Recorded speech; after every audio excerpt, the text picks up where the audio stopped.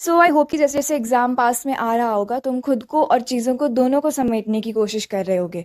अभी हम कुछ पॉइंटर्स डिस्कस करने वाले हैं, तो उसके लिए एक काम करते हैं कि एक पेपर और पेन लेकर के आ जाते हैं वीडियो को पॉज करके। बिकॉज जो पॉइंटर्स हैं वो स्क्रीन पर प्रेजेंट नहीं हो रहे होंगे, तो जो चीज़ें तुम्हें इंपॉर्टेंट लग रही हैं कि हाँ ये इन पर मुझे काम करने की ज़रूरत है, तुमने काम नहीं किया हुआ है, उन्हें नोट डाउन करेंगे एंड उन पर as soon as possible execution start कर देंगे, बिकॉज टाइम रियली बहुत कम रह गया है। ठीक है। तुम्हें स्टार्टिंग में लग सकता है कि हाँ ये तो बहुत हल्की चीज़ें हैं, बट इन्हीं हल्की हल्की चीज़ों से कंपोजर डिफाइन हो रहा होता है, और कंपोजर ही वो चीज़ होती है जो कि लास्ट एग्जाम वाले दिन पर तुम्हें बाकियों से एज दे रही होती है। ठीक है। सो आई होप तुम ले आए होगे पेपर और पेन, तो अभी डिस्कशन स्टार्ट करें। ठीक है।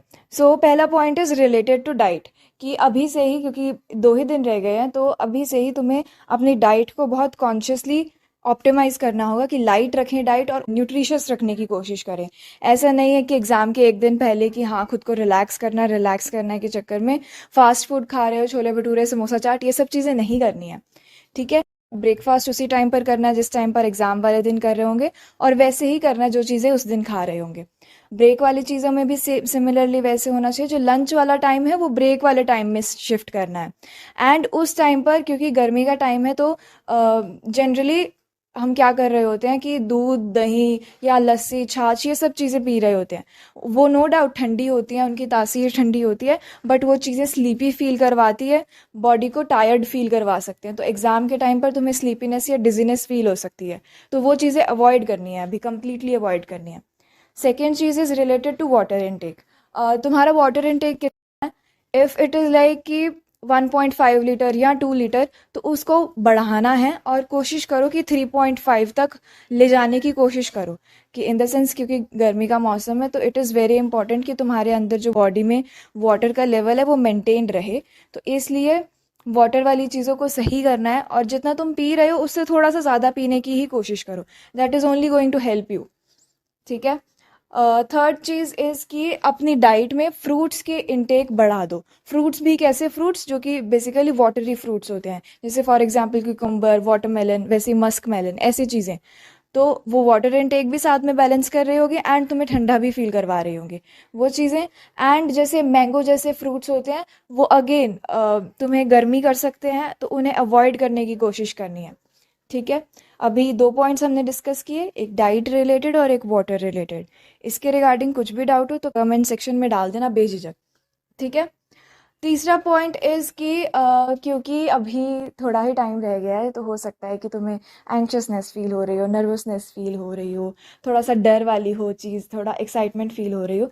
जो भी चीज़ें तुम फील कर रहे हो ना, उन्हें वेंट आउट करने की कोशिश करो। हमने कोई भी इमोशंस अपने एग्ज़ाम के सेंटर के अंदर नहीं लेकर के जाने हैं। And I would personally recommend कि तुम एक छोटी सी वीडियो ही बना लो अपने इमोशंस को उसमें वेंट आउट करते हुए, because that is going to be like a very core memory of your exam. Journey बहुत तुम्हें मेमोरेबल रही है, जैसी भी तैयारी हुई है, अभी तुम्हें जितना भी कॉन्फिडेंस है, जितनी भी चीज़ें की हैं उन्हें समेटना है एंड अपनी जर्नी पर कॉन्फिडेंट फील करना है। तो उसके लिए it is really very important कि तुम ये चीज़ें कर लो। And this is really going to be like कि हाँ एडवांस से एक दिन पहले ऐसे जा रही थी चीज़ें, तो कभी भी उस चीज़ को पलट करके देखोगे ना, तो एक अलग तरीके की पॉजिटिविटी और एक अलग तरीके की एक्साइटमेंट फील होती है। एंड एक ज़रूरी चीज़ कि अपने लास्ट के जो 24 आवर्स तुम्हारे रहने वाले हैं उन्हें प्रॉपरली बैठ करके प्लान आउट कर लो। कोशिश ये करनी है कि उस दिन एकेडमिक वाला पार्ट हम थोड़ा कम रखें, बट अगर तुम थोड़ा सा हल्का फुल्का रिवीजन करना चाहते हो तो वो ठीक है, first half of the day में तुम कर सकते हो, बट स्ट्रिक्टली सेकंड हाफ में खुद को रिलैक्स ही करना है। एकेडमिक की तरफ ज़्यादा नहीं जाना है, क्योंकि वो तुम्हें और एंक्शस ही फील करवाएगा। उसकी जगह पर तुम बाकी चीज़ें ट्राई कर सकते हो। ठीक है। बट तुम्हारा लास्ट के 24 आवर्स का प्लान होना बहुत ज़रूरी है, ताकि लास्ट डे पर एटलीस्ट तुम खुद को कंफ्यूज नहीं करो, खुद को प्लानिंग ना होने की वजह से एंक्शस फील नहीं करवाओ।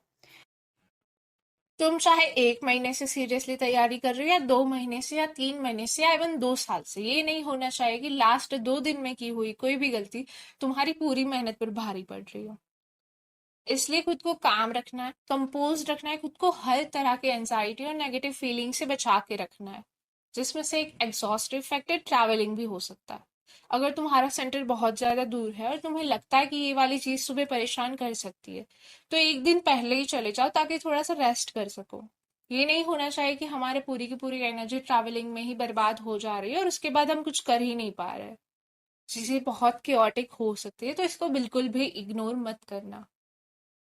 एक और चीज कि अपने सभी के सभी एसेंशियल डॉक्यूमेंट्स एकदम रेडी करके रख देना, ताकि लास्ट में ऐसा ना हो कि कोई भी चीज तुम्हें मिल नहीं रही है और वो पैनिक वाली सिचुएशन क्रिएट कर रहा हो।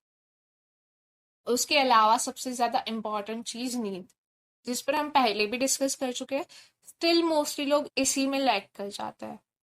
पेपर से एक दिन पहले सफिशिएंट नींद लेना बहुत ज्यादा जरूरी होता है। हो सकता है कि तुम स्ट्रेस आउट हो जाओ और ये सोचने के बाद तुम्हें नींद ही ना आए कि कल क्या होगा, और नेक्स्ट डे ये वाली चीज तुम्हारी हेल्थ को भी खराब कर सकती है, जिसकी वजह से चीजें बैकफायर कर सकती है। इसलिए ट्राई करो कि लाइट से लाइट डिनर रखो और जल्दी सो जाओ। एक दिन पहले जितना हो सके उतना चीज़ों को लाइट ही रखना है। अगर फिर भी तुम्हें लग रहा है कि कहीं पर रिवीजन नीडेड है, तो नॉर्मल सा फॉर्मूला या अपना शॉर्ट नोट्स उठा के उनको रिवाइज कर लो। लेकिन ये सभी चीज़ें first half of the day में स्ट्रिक्टली समेटनी है, उसके बाद कुछ भी नहीं करना है। खुद को एकदम रिलैक्स्ड रखो। बीच बीच में थोड़ा सा रेस्ट कर लो, फैमिली के साथ टाइम स्पेंड कर लो, खुद को रिजुवनेट कर दो। जब भी ऐसा लग रहा है कि इमोशंस बहुत ज़्यादा ओवर पावर कर रहे हैं, तो जर्नल उठाओ और उसमें सारे के सारे इमोशंस वेंट आउट कर दो, ताकि वो सभी बातें जो तुम्हारे कंपोजर को थोड़ा सा भी खराब कर सकती है वो बचे ही ना। अपनी पूरी जर्नी पर एक भरोसा बनाए रखो। जो भी आज तक तुम करते आए हो, जितना कंपोजर सही रखोगे उतना तुम्हारा ही फायदा होगा। Few things that is very important to keep in mind on D-Day. सबसे पहले सुबह की शुरुआत हमें रेगुलर ही करनी है, बहुत ज़्यादा माइंड को सिग्नल नहीं देना है that it's J advance today, it's J advance today. इससे अननेसेसरी प्रेशर क्रिएट नहीं करना है, ठीक है। Second is clothing. क्लोथिंग बहुत इंपॉर्टेंट रोल प्ले करते हैं and you must be aware with the dress code. तो हम उसी हिसाब से ये डिसाइड कर रहे होंगे कि व्हाट टू वेयर। पेपर लंबा होने वाला है तो कंफर्ट का ध्यान रखना है। And if I talk about hairstyle, तो वो चीज़ भी वैसी रखनी है जो कंफर्टेबल हो, at the same time checking process में कोई इशू क्रिएट ना करे। Third that is glycogen level. Paper में स्ट्रेस को कम करने के लिए it helps a lot. That's why it's advisable कि आप पेपर से पहले चॉकलेट खा के जाओ। Yes, you heard it right. 3 to 4 squares of chocolate before the paper is very important to reduce your stress and maximize your efficiency. बहुत ज़्यादा नहीं खाना, नहीं तो चीज़ें बैकफायर कर सकती है, और बहुत पहले भी नहीं खाना। जस्ट 3-4 स्क्वायर एग्जाम हॉल में एंटर करने से पहले। एंड सेम चीज़ हम ब्रेक के बाद पेपर 2 में जाने से पहले भी कर रहे होंगे, 3-4 squares of chocolate before entering the exam hall. And in case if you are not comfortable with consuming chocolate, तो आप एक छोटे स्मॉल फ्रूट खा सकते हो, but chocolate is more advisable. Next point is hydration. Water intake is very crucial, इस पर हम पहले भी बात कर चुके हैं। So it is important to be enough hydrated before the paper and during the paper. इसके लिए हम ब्रेक में भी juices and coconut water try कर सकते हैं। Further more here comes very easy calculation that is for the warm up. So paper से पहले हमें कुछ भी रिवाइज करने के लिए नहीं बोला जाता है, तो कहीं ना कहीं हम पेपर में क्या होगा, पेपर कैसा होगा, या पैटर्न कैसे होंगे, कहीं कुछ अनएक्सपेक्टेड हो गया, इन सब चीज़ों पे थॉट देने लगते हैं, क्योंकि हम मेंटली फ्री होते हैं।